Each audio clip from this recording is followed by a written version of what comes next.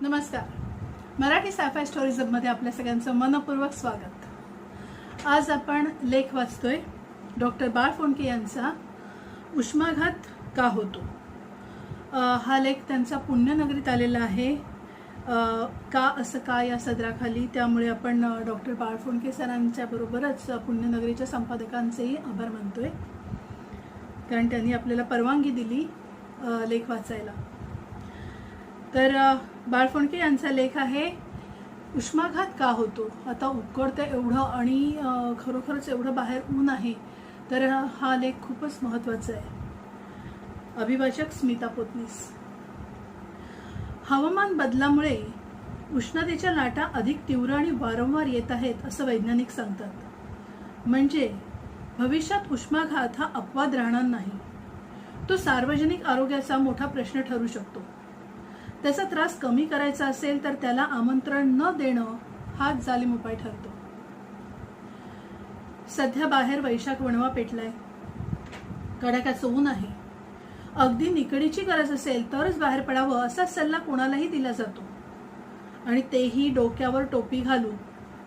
तसंच भरपूर पाणी पिऊन मगच घराबाहेर पाऊल ठेवावं असं सांगण्यात येतं.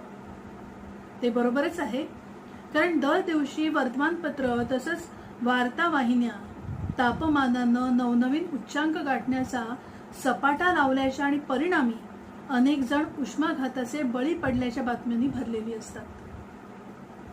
साहजिकच हा उष्माघात काय प्रकार आहे आणि तो का होतो असा प्रश्न त्या कडाकाच्या गरमी इतकाच सतावत राहतो.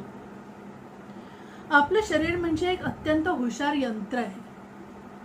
बाहेर कितीही थंडी किंवा उकाडा असला तरी शरीर आतलं तापमान साधारण 37 अंश सेल्सिअसच्या आसपास ठेवण्याचा प्रयत्न करतं.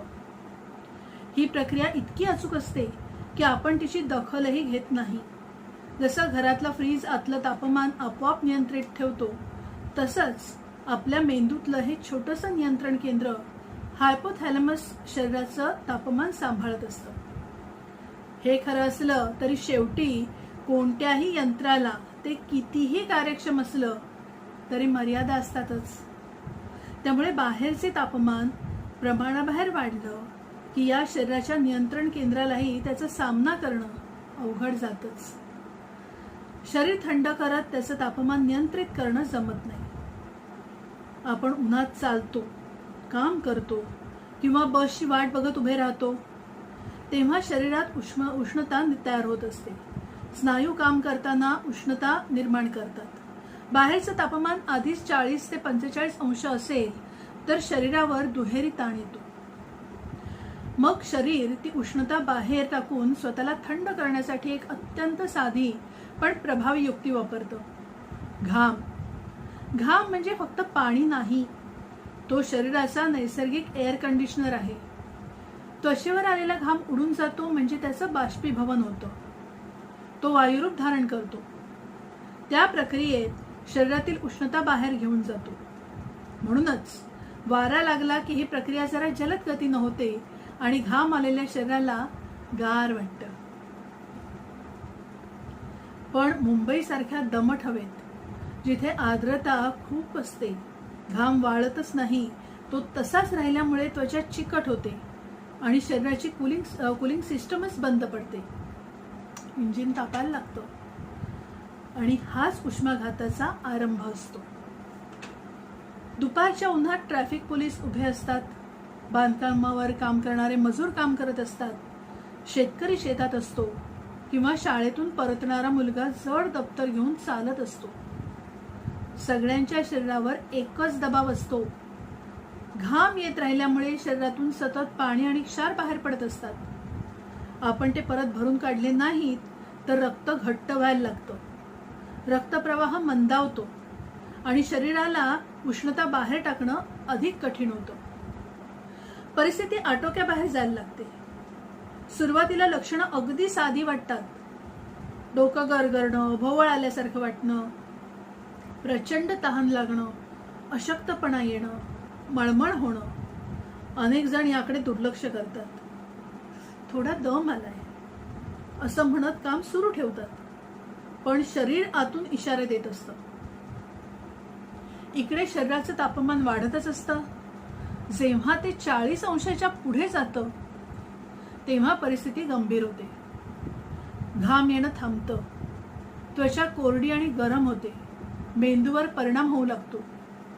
गोंधळ, चक्कर, बोलण्यात अडखळणं, अगदी बेशुद्धी येऊ शकते. कारण मेंदू हा उष्णतेला अत्यंत संवेदनशील अवयव आहे. तो जास्त तापमान सहन करू शकत नाही. आपण कधी प्रेशर कुकर आचेवर जास्त वेळ ठेवला तर काय होतं? आतला दाब वाढत जातो. त्यात सेफ्टी व्हॉल्व्हनेही संप पुकारला तर काय होतं? वाढीव दाब सहन न होऊन स्फोट होतो. उष्माघात होणं म्हणजे काहीसं हे असंच असतं. शरीराची सुरक्षित यंत्रणा अपयशी ठरते. उष्माघात फक्त उन्हातच होतो असं नाही. वातानुकूलन यंत्रणा नसलेल्या बंद गाडीत बसलेलं मूल किंवा पाळीव प्राणी यांची अवस्था काही मिनिटात गंभीर स्वरूप धारण करू शकते. गाडीच्या काचा बंद असतील तर आतलं तापमान बाहेरच्या तुलनेत झपाट्याने वाढतं. अगदी ओव्हन सारखं. दरवर्षी जगभर अशा घटना घडतात. वृद्ध व्यक्ती, लहान मुलं, मधुमेह किंवा हृदयरोग असलेले रुग्ण, तसंच काही औषधं घेणारी लोक यांना उष्माघाताचा धोका जास्त असतो. कारण त्यांच्या शरीराची तापमान नियंत्रित करण्याची क्षमता आधीच कमी झालेली असते.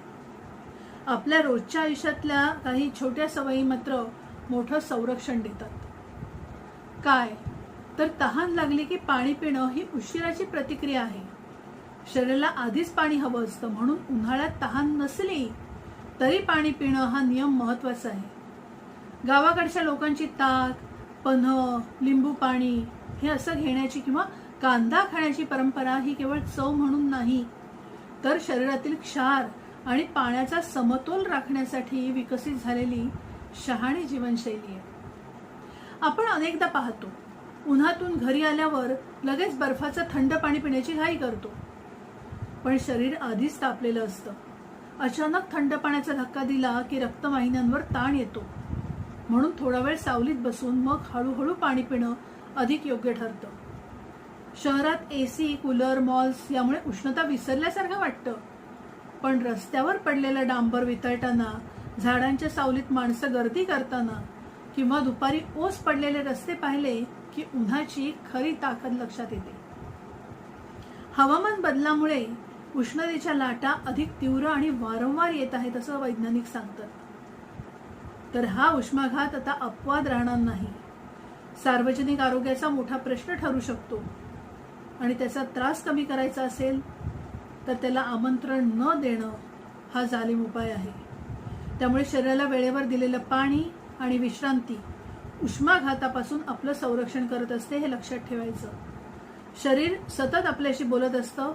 फक्त त्या संकेतांकडे लक्ष देणं हाच खरा शहाणपणा. धन्यवाद.